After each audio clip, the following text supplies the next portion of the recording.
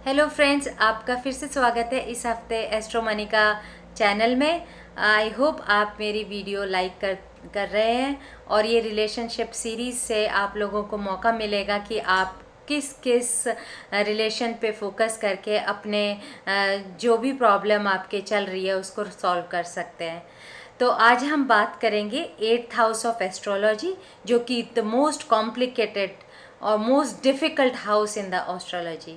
इसी में सबसे ज़्यादा प्रॉब्लम आती है, या इसी घर में जो भी प्लैनेट बैठा है उसकी दशा महादशाएं चलती हैं तो वो आंखों में आंसू लेके आती हैं।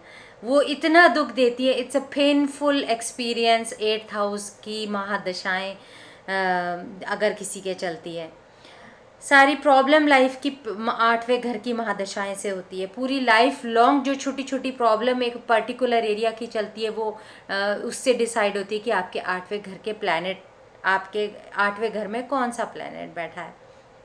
8वां घर अब होता किसका है? 8वां घर का मालिक है मंगल, और स्कॉर्पियो राशि इसमें पड़ती है। लेकिन इन जनरल 8वें घर ससुराल पक्ष को दिखाता है। 8वां घर ऑकल्ट साइंस को, आपकी कुंडलिनी विद्या को, तंत्र मंत्र की विद्या को, रिसर्च को, आपके अननेचुरल फोर्सफुल सेक्स को, स्कैंडल्स को, सीक्रेट्स को, और इनहेरिटेंस को, और आपके all of sudden gain, that is lotteries को, if it is directly linked with the 11th house.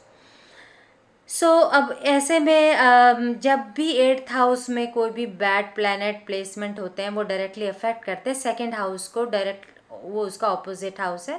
Second house is a house of your voice, house of your food, house of your family, your immediate family, where you live, where you talk, where you interact, where which is your base, is your second house.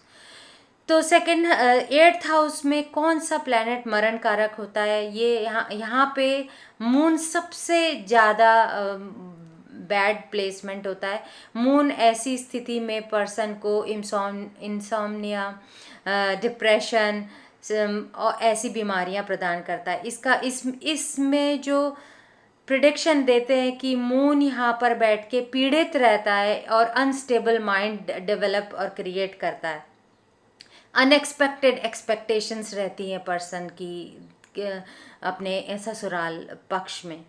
इसके अलावा moon यहाँ पर पीड़ित इसलिए होता है कि कहीं ना कहीं उसकी मदर ने, जो लड़का लड़की जो भी की कुंडली में मून यहाँ प्लेस्ड है, उस मदर के बैड एक्सपीरियंसेस लाइफ में रहे होते हैं, और उन बैड एक्सपीरियंस को मदर ने because of being very close share करते हैं।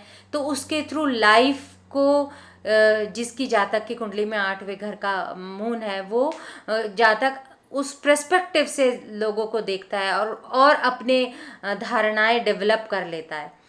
तो ऐसे में मन बहुत ही विचलित, अनस्टेबल होता है, और ऐसी स्थिति में शिव जी की आराधना ही करना सबसे उचित है।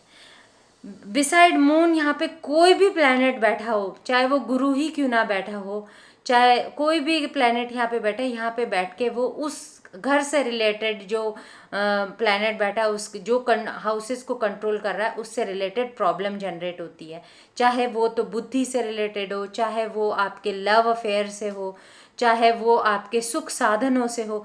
कोई भी planet like Venus, Venus at early age, you might see abuse in your young age, or you will not feel the love in your life. Guru expansion का कारक है, लेकिन यहाँ पे गुरु आपको चैलेंजेस भी बहुत बढ़ा देता है along with giving a benefit in 8th house.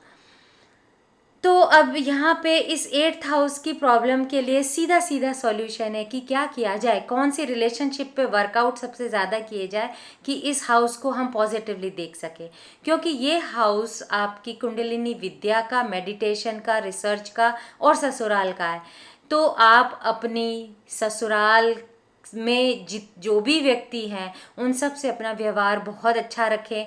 अगर आपकी लाइफ में सबसे ज़्यादा चैलेंजेस हैं या आपकी 8वें घर की महादशाएं चल रही है, तो यही आपको सजेशन दिया जाता है कि आप अपने ससुराल में सभी से अपना व्यवहार बहुत अच्छा रखें।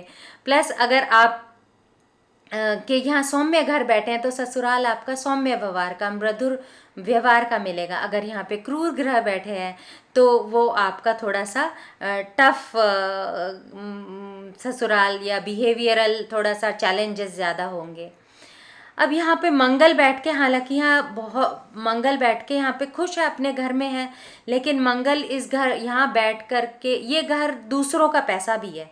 जो खुद का पैसा दूसरे घर से देखते हैं, 8वें घर से हम दूसरों का पैसा भी देखते हैं। अगर ये किसी का 8वां घर स्ट्रांग है तो उसकी नज़र से फॉर एग्जांपल मंगल है यहाँ पे, तो वो दूसरे के पैसा बहुत आसानी से ले सकता है। अगर लग्न लॉर्ड के साथ उसकी मैत्री है तो वो ऐसे व्यक्ति दूसरे से पैसा निकलवाने में बहुत उचित रहते हैं, या दूसरे के पैसे पे उसकी हमेशा नज़र रहती है। और इसके साथ साथ इस घर में अगर पीड़ित चंद्र हो, उसके साथ साथ मंगल, केतु या राहु की दृष्टि हो, या जुपिटर का कोई भी एस्पेक्ट नहीं हो, वीनस खराब हो कुंडली में, तो ये कुंडली एक रेपिस्ट की भी बन जाती है। तो 8वें घर से बहुत सारे सीक्रेट्स, बहुत सारी प्रॉब्लम्स, बहुत सारे हिडन मैटर्स आपकी लाइफ के विजिबल होते हैं, जो कि आप को जानना ज़रूरी होता है, क्योंकि वही अगर प्रॉब्लम पता चल जाए और कौन से ग्रह और किस किस घर को कंट्रोल करके प्रॉब्लम करेंगे तो उसका सॉल्यूशन बहुत इजी हो जाता है, या फिर अगर सॉल्यूशन नहीं है तो उसका एक्सेप्टेंस इजी हो जाता है। तो मैं यही सजेस्ट करूँगी इस सीरीज़ में, इस एस्ट्रोलॉजी की 8th हाउस की सीरीज़ में, कि आप अपने इन लॉज से अपना रिलेशन अच्छा बनाएं। अगर आपका बहुत ही प्रॉब्लम है तो आप इतनी दूरी बनाएं कि आपके घर में लड़ाई झगड़े ना हो, क्योंकि जब भी 8th हाउस की महादशाएं चल रही है और लड़ाई झगड़े कम हुए तो आपका घर ऑटोमेटिक वो ठीक होता चला जाएगा। लेकिन अगर 8वें घर की महादशा है तो आपका इन लॉज से डिफ़िकल्टी है तो 100% it will activate the 6th house of separation from the family. So there are lot of other parameters to be seen, but simple remedies हैं जिसमें कोई मंत्र और कोई दान पुण्य और ये सब नहीं करना है। ये अपनी रिलेशनशिप बेस्ड है और उसको आप इम्प्रूव कर सकते हैं।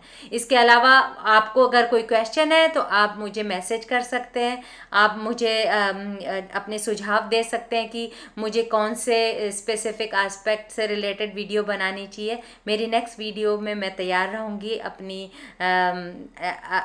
अपने आइडियाज़, सजेशंस और अपनी स्टडीज़ को फर्दर आपके साथ शेयर करने के लिए। इसी तरीके से मेरी वीडियो देखते रहें। Thank you so much.